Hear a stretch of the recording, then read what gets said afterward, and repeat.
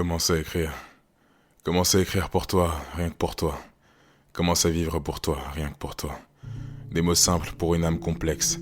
Je connais la peur de ne plus être celui que j'ai dit que j'étais. Mais je préfère la joie d'être celui que je dis pas que je suis. Jusqu'à quand encore? Quand est-ce qu'il sera trop tard pour qu'ils comprennent qu'on peut encore changer d'avis, courber la vie et même accepter son prix? J'ai besoin de temps. Je sens qu'il fait lourd sous le masque et j'aimerais l'enlever. J'ai le souffle chaud et je le vois qui embue les vitres, qui garde le monde de l'honnêteté de mes yeux. C'est dingue de dire que je vois mon souffle, l'allégorie de ce qui n'est pas déjà mort et que je l'utilise seulement pour m'étouffer. Mais est-ce que je peux souffler assez fort pour faire tomber le masque de dessus moi? Ou bien, qui m'apprendra à vivre assez fort pour faire ça? Et les autres ne savent pas de quoi je suis capable parce que je ne sais pas de quoi je suis capable. Et je me demande, s'il n'y a que moi, ou bien s'il n'y a que moi qui trouve ça insupportable. Je crois que je m'en vais vers l'école, celle des hommes.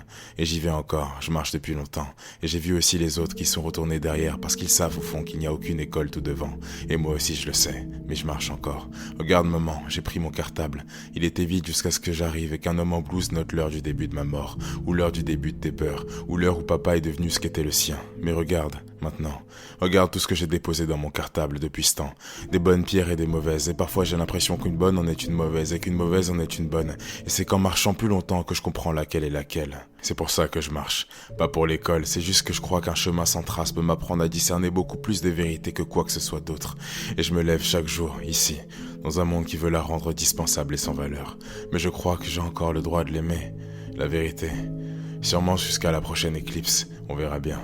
Je souffle encore, je souffle pour vivre. Je souffle pour qu'elle voie mon visage et soit certaine de celui qu'elle aime. Parce qu'elle ne serait pas la première à tomber amoureuse d'un masque. Ni la première à tout lui donner, ni la dernière à caresser ses traits figés. Et je refuse que ce soit le cas avec moi. Même si je serais sûrement moins beau sous le masque. Ou bien beaucoup plus et ce serait d'autant plus dommage de l'en priver.